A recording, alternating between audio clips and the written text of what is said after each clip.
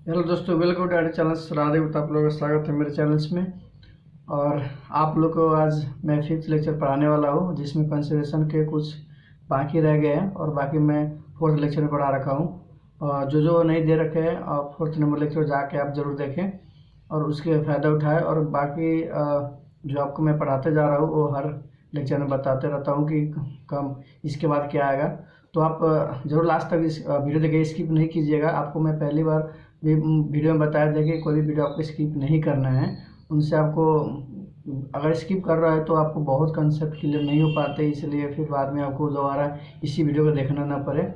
इसकी वजह से आपको लगातार वीडियो जब देख रहे हैं तो आप ध्यानपूर्वक और सही तरीक़ा से इसको आप देखते रहिए, क्योंकि काफ़ी मतलब ऐसे वर्ड होता है कि जो नहीं समझने के बाद उसमें क्वेश्चन एक भी नहीं बनते। इसीलिए आपको मैं एक हर बार कहता हूँ कि वीडियो लास्ट तक जरूर देखें और अच्छा वीडियो ला रहा हो तो शेयर जरूर करना, और सब्सक्राइब नहीं करेगा तो चैनल को सब्सक्राइब जरूर करना और बेल आइकन जरूर दबाना कि ताकि आपको पहले लेक्चर डालते ही आपके पास नोटिफिकेशन आ जाए और उसी टाइम आप ये लेक्चर दे के ख़त्म कर दोगे। तो मैं आपसे ये उम्मीद रखता हूँ कि आप कमेंट ज़रूर कीजिए। कमेंट नहीं आ रहे कि ये कैसे क्या आपको कहना पड़ेगा, वीडियो में क्या दिक्कत आ रही है और मेरे को समझ नहीं आ रहा है, क्योंकि आप लोग जब तक कमेंट नहीं करोगे तब तक मुझे कुछ इसमें इंफॉर्मेशन नहीं मिलने वाले। इसलिए आपको मैं ये कहना चाहता हूँ, मेरा निवेदन ये है कि आप लोग ज़रूर कमेंट करें कि वीडियो में क्या आपको नहीं समझ आया या कोई इशू आ रहा है उसकी वजह से आप नहीं देख पा रहे हैं। हाँ, ये फोर्थ नंबर लेक्चर में थोड़ा हल्का सा क्वालिटी नहीं सा अच्छा है, वो मैं भी देखा वीडियो, लेकिन फिर भी आपको समझ आ जाएगा क्योंकि वॉइस आपको सुनना बहुत ज़रूरी है। तो मैं आपको आज फिफ्थ लेक्चर पढ़ाने वाला हूँ। फिफ्थ लेक्चर में थोड़ा ही बचा है, इसलिए ये लेक्चर आपको कम मिनट्स का होगा। तो मैं आज चाहता हूँ इसको ख़त्म करते। इस फोर्थ लेक्चर में मन कर रहा था कि आपको ये ख़त्म करा दे, लेकिन फिर भी मैं सोचा कि चलो थोड़ा कम कम करके आपको पढ़ाएंगे, फिर आपको देखने में सही भी लगेगा। इसलिए मैंने बस आधे घंटा के लेक्चर आपको रखा। आज भी शायद 20 मिनट लगभग होगा और ये यूनिट आपको ख़त्म कर देंगे, जिसमें इंडियन कंटेक्ट 8072 के 2 यूनिट हमारा ख़त्म आज हो जाएगा। जिसमें आपको पहला यूनिट था नेचर ऑफ कॉन्ट्रैक्ट और दूसरा ये कंसिडरेशन चैप्टर है जो आपको आज एंड हो जाएगा। और ये वीडियो 20 मिनट बने 25 मिनट बने, जितना मिनट लगे ये आपको इसमें ख़त्म होने वाला है। तो आप ज़रूर लास्ट तक बनेगा। और लास्ट में जब बताऊंगा कि आपको मैं क्वेश्चन कराने वाला हूँ या अगला यूनिट पढ़ाऊँगा, तो मैं आपको इस वीडियो को लास्ट में बताऊँगा, अभी नहीं। तो फिलहाल आपको मैं यही कह के मैं सीधा ले चलूँगा आपको ऐसे स्टडी मटेरियल के नोट पर। और आप भी ज़रूर बुक निकालिए। बुक निकालने के बाद में साथ में पेंसिल्स, पेन और हाइलाइटर और कॉपी जो निकाले, जो अगर इम्पोर्टेंट पॉइंट बोलूँगा ये लिखने के लिख ले। लेकिन मैं तो अभी नहीं लिखवा रहा हूँ कि आपको समझ इसी से आ जा रहा है और एग्जाम्पल्स भी अच्छी तरह आपको समझ आ रहा है। एग्जाम्पल से भी बहुत सारे को आपको कंसेप्ट दूर होता है और प्रोविज़न आपको याद करना ही है। और कैसे कैसे छोटा छोटा प्रोविज़न मतलब याद तो हो जाता है, लेकिन जो लॉन्ग होता है उसको कैसे याद किया जाए उसको भी मैं एक वीडियो बना के डालूंगा। अभी तो मैं आपको लेक्चर्स पढ़ा रहा हूँ, इसीलिए बाकी आपको वीडियो में डाल नहीं पा रहा हूँ, लेकिन आपको मैं बताते चलूँगा इसमें है क्या टॉपिक में। पूरा डिटेल आपको अगर नहीं बताऊँगा तो आपको भी अच्छा नहीं लगा, लेकिन मैं सारे डिटेल बताने वाला हूँ। तो आप मेरे से इतना उम्मीद रखिए कि हर वीडियो मतलब जो बिजनेस लॉ के। और गाइज आपको एक और नोटिफिकेशन देना चाह रहा हूँ कि मैं आपको मैथ सब्जेक्ट के भी मतलब आपको वीडियो में प्रोवाइड कराऊंगा। तो हमारे चैनल से आप थ्रू के आपको दो सब्जेक्ट मिला, पेपर 2 और पेपर 3। पेपर 2 और 3 के वीडियो ये मेरे यूट्यूब चैनल से है, इसके थ्रू आपको प्रोवाइड किया जाएगा। और भी आपको लेवल अनुसार ये जो वीडियो बनाऊंगा ना मैं, तो वहाँ पर आपको मैं कहने वाला हूँ ये किसके लिए है और कौन कौन ये देख सकता है। ये तो बिजनेस लॉ है फाउंडेशन के, तो CS या में ये तीनों जगह देख सकते हैं। इंडियन कंडक्ट 8072 जो है वो तीनों में है, ठीक है। तो इसलिए मैं आपको कह रहा हूँ कि ये जो अगले वीडियो आने वाले हैं ना, मतलब दूसरा सब्जेक्ट पेपर 3 नंबर, वो आपको मैं उसके बारे में भी डिस्कस नहीं करूँगा। हम सीधा चलते हैं, अपना कंसल्टेशन पहले ख़त्म करते हैं, उसके बाद में जब होगा तो मैं आपको लास्ट में बताऊँगा, नहीं तो एक वीडियो उसका मैं शुरुआत कर दूँगा, फिर उसका भी लेक्चर आप देखते रहेगा, क्योंकि आपको बहुत उसमें फ़ायदा जानक होने वाला, लेकिन मैं बताऊँगा अभी नहीं। तो चलिए निकालिए आप स्टडी मटेरियल बिजनेस लॉ के, मैं भी निकाल रहा हूँ और साथ में पढ़ते हैं। ठीक है। और वीडियो लास्ट तक, क्योंकि ये कम मिनट का वीडियो होगा, अब माइंड नहीं कीजिए, क्योंकि मैं इसके बीच में दूसरा टॉपिक इंक्लूड नहीं करना चाहता हूँ, क्योंकि ये ख़त्म हो जाएगा तो आपको भी आसान रहेगा कि फिफ्थ लेक्चर में 2 यूनिट ख़त्म हो गया और काफ़ी सही सही से बता रखे हैं। तो चलिए आप भी निकालिए, मैं भी निकालता हूँ।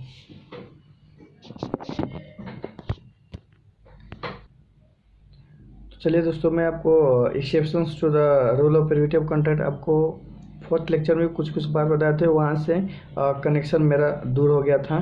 तो फिर एक बार चाहता हूँ कि exceptions to the rule of privity contract यहाँ से आपको मैं बताना चाहता हूँ एक बार फिर से। तो चलिए, फर्स्ट आपको एक्सेप्शन मिलेगा ट्रस्ट। ये इसका मतलब rule of privity to contract का मतलब यहाँ पर स्ट्रेंजर जो पार्टी मतलब थर्ड पर्सन आते हैं तो वो न सीव कर सकता है, न उसके ऊपर क्या कर सकता है, कोर्ट फाइल करके केस नहीं लड़ सकता है। तो अगर किस समय मतलब ये इसका एक्सेप्शन दे रखा है, वही चीज़ है। तो ट्रस्ट, और दूसरा फैमिली सेटलमेंट होगा जब हिंदू एडवाइडेड फैमिली, ये भी कोई भी जन्म लेते मतलब बोलता है कि मैं भी इसका मेंबर करके, ये भी एक फैमिली मेंबर है, इसलिए आपको फैमिली सेटलमेंट जैसा आपको भी इसको समझना पड़ेगा। ये 3 आपको मैं 4th लेक्चर में पढ़ा रखा हूँ, इसलिए इसमें आपको जल्दी अगर कहोगे तो मैं बता भी दूंगा, लेकिन ये आपको पहले बता चुका हूँ, इसलिए मैं चाहता हूँ कि जल्दी से ये ख़त्म कर फिर आगे आपके लिए मैं सोच रखा हूँ कि टाइम से ख़त्म होगा, फिर भी आप इसको रिवीजन बार देख पाओगे। फिर उसके बाद में आता है, हम लोग शायद थे एस्टोपल में। एस्टोपल किसको कहते हैं दोस्तों, आपको मैं एस्टोपल समझाने वाला हूँ, ठीक है। तो रीडिंग करते हैं क्या लिखा हुआ है। In the case of estoppels और by acknowledgement of liability where एक असाइनमेंट्स ऑफ कॉन्ट्रैक्ट आपको बच रखा है, मैं आपको ये बताने वाला हूँ, ये शायद आपको नहीं बताए थे वहाँ पर, लेकिन इसमें मैं आप बताना चाहता हूँ। असाइनमेंट्स ऑफ कॉन्ट्रैक्ट किसको कहते हैं, तो in case of assignments of contract involving personal skills can not be assign when the benefit under a contract has been assigned to the assignee can exclude। इसमें क्या वाला है, अगर मान लो आप ए ने बी को 10 पे क्या शुगर सप्लाई कर रहे हैं, ठीक है। अगर मान लो अगर उसने कर दिया, उसके वो पैसा पे करने से पहले उसको डेथ हो गया या कुछ भी हो जाता है तो उसका लीगल रिप्रेजेंटेटिव आता है ना, हाँ, तो वही बात इसमें कर, अगर नहीं मिलेगा तो उसको केस फाइल कर देगा, अगर मिल गया तो कोई बात नहीं है। तो ये केस में आपको यही समझाया गया कि असाइनमेंट्स ऑफ कॉन्ट्रैक्ट में ये आपका किसका एक्सेप्शन है, doctrine of primitive of contract exception हुआ। उसके बाद में आपको एस्टेपल आता है। स्टेपल में देखिए, इन केस ऑफ एन एस्टेपल्स और बाय एक्नॉलेजमेंट ऑफ लायबिलिटी, इसका भी मैं एग्जांपल्स आपको बहुत अच्छी तरह समझाने वाला हूँ। जैसे if L gives to M R S कितना 2000 to be given to N and M informed and that he is holding the money for him, but afterward M refused to pay the money। And देखिए इसमें क्या कहा गया है कि इसमें 3 person आते हैं। पहले तो 2 से क्या होता है, कॉन्ट्रैक्ट, मतलब M से क्या होता है पैसा, L क्या होता है लिए होते हैं, ठीक है। तो उसके बाद में क्या होता है कि M कुछ वजह से क्या होता है कि वो कहीं बाहर चल जाते हैं, तो उसने क्या होता है इनको कि मेरा पैसा जो है ना उनसे ले लेना, ठीक है। तो वो होल्ड कर लेता है, वो मनी होल्ड कर लेता है, और उसके बाद में क्या होता है कि बाद में एम उसको पैसा देने से क्या करता है, रिफ्यूज़ करता है। तो क्या एन वो रिकवर कर सकता है, वही लिखा है N will be entitled to recover the same from the M. क्यों कर सकते हैं, क्योंकि मैंने उसको बोला था कि हाँ उनसे पैसा आप ले लेना है, होल्ड करना, मैं इतने दिन के बाद आऊँगा, तो उसने भी दे दिया था, फिर दोबारा उसको तो नहीं ले सकता है। तो ये बात इसमें कहा गया। एजेंसी, जैसे इसमें जो ऑनर है वो प्रिंसिपल होगा। प्रिंसिपल क्या होता है, एजेंट होता है, और एजेंट से ऑन कस्टमर क्या करता है, मान लेते जैसे कंसाइनी आपको अकाउंट्स में पढ़ने को मिलेगा, जो हम अभी यहाँ पर एजेंसी पढ़ रहे हैं, ठीक है, एजेंसी। लेकिन एजेंसी किसको कहते हैं, जैसे मैं प्रिंसिपल हूँ, कोई भी अगर सामान भेज रहा हूँ तो मेरा क्या होगा, एजेंट हो, डायरेक्ट मैं कस्टमर के पास सामान नहीं भेजता हूँ, पहले एजेंट के पास। तो एजेंट के थ्रू क्या जाता है, कस्टमर वो उधर अपना सप्लाई करते हैं, लेकिन डायरेक्ट प्रिंसिपल कभी भी कस्टमर को सप्लाई नहीं करते, वो पहले किसी करता है, एजेंट के। तो ये बात कह रखा है यहाँ पर, in case of contract inter by the agents the principles can enforce the contract even तो he was not party to the contract provided agent and act within a scope of his authority in the name of his principal। Okay, तो आपको ये हो गया आपका doctrine of prohibitive of contract क्या हो गया, एक्सेप्शन हो गया। अब हम पढ़ेंगे क्या, कॉन्ट्रैक्ट विदाउट कंसिडरेशन, बिना कंसिडरेशन के कॉन्ट्रैक्ट कैसे बनते हैं, वो एक्सेप्शन आपको, ये 5 एक्सेप्शन हो गया, 6 हैं। अभी आपको मैं आगे ये जब पेज पलटाऊंगा तो बताऊंगा, 6 शायद है, 6 एक्सेप्शन है, जो आपको मैं यहाँ पर शॉर्टकट में भी लिखा हूँ LPG BBC, जो आपको याद रहेगा। एल से मतलब क्या होता है, पी से क्या होता है, जी से क्या होता है, बी से क्या होता है, फिर बी से क्या होता है, सी। ये आप जैसे जैसे आपको मैं नीचे बढ़ाता जाऊंगा वहाँ पर आपको समझ आता जाएगा। क्या है द जनरल रूल्स इन स्नूडोपेक्टोरम, ये लिखा होता है ग्रीक और लैटिन वर्ड में। Agreement made without consideration is void, बिना एग्रीमेंट के कंसिडरेशन क्या होता है, वॉइड होता है। और कैसे होता है देखें, section 25 and 185 provide exception to this rule. ये जो आपका 6 एक्सेप्शन है, ये बहुत ध्यान से आप सुना, और ये डायरेक्ट क्वेश्चन में सीधे पूछा था और ये प्रैक्टिकल भी आते हैं। तो ये किसी भी तरीक़ा से मतलब आते ही रहता है पेपर में, एक एक अटेम्प्ट करके ये पूछता ही रहता है। तो आप इसको ध्यान से, और इसका प्रोविज़न जो जो इसमें बातें लिखा है लॉ में, वो आपको पूरा ध्यान से समझना है और याद भी साथ में करना है। बस समझना है, प्रोविज़न आपको वही प्रोविज़न लिखना पड़ेगा जो बुक में लिखा गया है इसे आगे। ओके, तो अब आइए फर्स्ट में नेचर्स लव एंड एफेक्शंस। पहला हमारा क्या है, नेचर्स लव एंड एफेक्शन। इसको हम एल से जानेंगे, nature love and affection. Nature love इतना तो आपको एग्रीमेंट क्या होना चाहिए, राइटिंग होना चाहिए और रजिस्टर होना चाहिए। Is made on account of nature's love and affection between the parties standing in a near relation to each other. ये सेक्शन 25+1 में इसको डिफाइन कर रखा है। देखिए, अगर ये लव एंड एफेक्शन वाला बात आता है, आपको राइटिंग में भी है, रजिस्टर में भी है, और पार्टी क्या है, मतलब एक आपस में बहुत बड़ा संबंध है एक दूसरे में। तो वहाँ पर आपको क्या होगा, जैसे अब इसमें आएगा आपको बात आएगा गिफ्टेड के बात आएगा, उसके बाद में एजेंसी आएगा, बेलमेंट आएगा, वहाँ पर भी ये सब चीज़ आपको देखना है। जैसे नेचुरल लव एफेक्शन में ये बात होते हैं, ठीक है। उसके बाद में आता है promise to compensate voluntary work, आपको दिख रहा होगा promise to compensate voluntary work.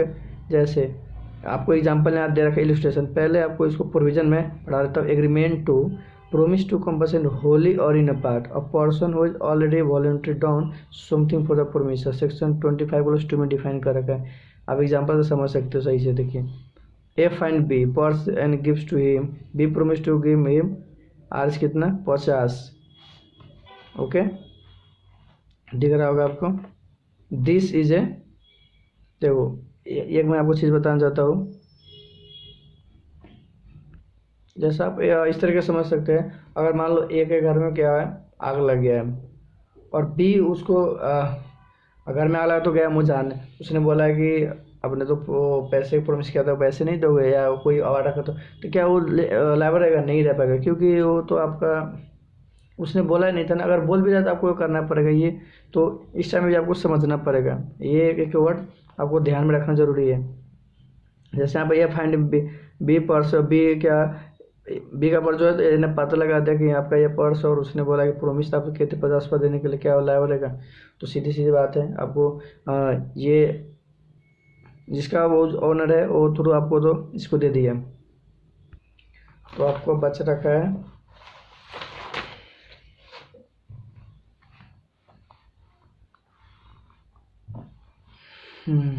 Bad debts records, और उसका थोड़ा सा बचा पहले contract because be promise a for voluntary. Okay, bad debts record में देखिए आप क्या लिखा है, agreement to promise made in writing में भी है, साइन टू पे होली और in part debts of his creditor might have enforce payment but for the law for the limitation of the suit, ये सेक्शन 25+3, ये 25+1, 2, 3 और तीनों provision ये same to same आपको लिखना है और याद कर लेना है प्रोविजन आपको। तो आपको इसमें कहा जाए तो अगर बेडर्स को आपको टाइम पर पैसा नहीं दिया है और कितने वो बेडर्स रह गया है, तो आपको सब ये जब इसमें भी बिना कंसिडरेशन के कॉन्ट्रैक्ट बन जा रहा है, नहीं हो रहा तो भर जाएगा कैसे। तो आपको इसमें बेडर्स रिकवर की एक जो नो कंसिडरेशन नो कॉन्ट्रैक्ट के टर्म है, तो आपको ये भी याद करना जरूरी है। एक कंप्लीटेड गिफ्ट आता है। अगर आपने क्या बोला, completed gift by donor to the donee shall be valid even without consideration और has given response to be. अब आपने गिफ्ट किसी को किया तो अब बोल रहे कि मैं ऐसा ही दे दो, कुछ भी झगड़ा हो गया तो आप बोलोगे कि आप मेरा गिफ्ट वापस कर दो, ऐसे तो नहीं हो सकता है। इससे होता है कि जो गिफ्ट एक बार में दो वो फिर वापस आप नहीं ले सकते हो। आपने गिफ्ट दे रखे ना, आप झगड़ा कर लिए एक आपस में तो ये कहो कि मेरा गिफ्ट देते, ऐसा तो नहीं हो सकता है ये। इसलिए आपको एक इसमें भी पढ़ना पड़ता है, नहीं बिना कंसिडरेशन बिना कॉन्ट्रैक्ट, ये आपको इसमें कैसे बढ़ रही है ये सब देखने को मिलेगा। बेलमेंट है, बेलमेंट भी वैसा ही होता है, no consideration is required for the contract of bailment. अब बेलर होता है ना, बेलर बेली, बेलर ने बेली को क्या दिया, जैसे आप कहीं पर जा रहे घूमने, अपने बच्चे दे दिए या डॉगी कभी दे रखे हो गए आप भी, तो ये सब आपको भी पता हुआ है। ये ब्लड कॉलेज आपको ऐसे होता रहता है गाँव घर में। Charity, if a promise undertake the liability of the promise of a person to contribute to charity, the contract shall be valid। अब चैरिटी मतलब आप समझ ही रहे हो, जैसे मान लो मैंने वहाँ पर मंदिर के सामने एक बड़ा सा भंडारा मतलब खिलाने वाला हो, तो जहाँ पर 10 किलो आटा लग रहा है, आलू लग रहा है, तो उसमें क्या हुआ कि मैं भी थोड़ा इंक्लूड आपको कर दे रहा हूँ चैरिटी देने के, मतलब जो आप खिला रहे हैं उस पर भी मेरा भी थोड़ा क्या एक योगदान है। तो ये चीज़ आपको कहेगा, तो ये चैरिटी हो गया, बेलमेंट हो गया, कंप्लीट गिफ्ट हो गया, बैडअप्स recover, natural loves and affections और promise to compulsory voluntary service. ये जो आपको 6 चीज़ है आपको पढ़ना ही पढ़ना है और सही से पढ़ना है। और इस ये डायरेक्ट भी पूछ सकता है और इनडायरेक्ट भी पूछ सकता है। इसका मैं प्रैक्टिकली क्वेश्चन आगे मतलब बताने वाला हूँ, जब ये टॉपिक खत्म होगा, यूनिट खत्म हुआ, किस तरह मैं कराने वाला हूँ, जो आपको वीडियो में पहले बता दो और लास्ट में बता रहा हूँ मैं ये। इसके बाद मैं सीधा चलूँगा टॉपिक ही पढ़ाऊँगा दूसरा यूनिट, क्योंकि जल्दी थोड़ा यूनिट खत्म करते हैं, फिर एक्सरसाइज में आगे क्वेश्चन करेंगे कि आपको फिर देर ना लगे, कम से कम प्रोविजन याद रहेगा तो क्वेश्चन करें फटाफट, आपको भी टाइम नहीं लगेगा और समझते भी चलोगे। तो इसलिए अगला फिर हम यूनिट पढ़ेंगे और उस यूनिट का नाम क्या है, other essentials elements of a valid contract, जो मैं आपको अगले लेक्चर्स में लेके आने वाला हूँ। लेक्चर्स नंबर रहेगा आपका 6, वो भी आप ध्यान से जरूर सुने। तो अभी के लिए मैं रखता हूँ यहीं पर, मिलते हैं 6 नंबर लेक्चर में। जो मैं आपको एक बताने वाला था कि मैथमेटिक्स के भी आपको आने वाला है लेक्चर्स, तो आप ज़रूर उसको भी देखिएगा। और क्योंकि वो तो सब जन देखो, मुझे पता है वो उसमें बहुत बच्चे बैक होते हैं, क्योंकि निगेटिव मार्किंग होता है, ऑब्जेक्टिव होते हैं तो सब्जेक्टिव है, इसमें भी होते हैं तो प्रोविज़न नहीं आता है और बाकी क्वेश्चन समझ नहीं आते हैं। चले आज के लिए फिर इतना ही रखते हैं, मिलते हैं अगले लेक्चर में।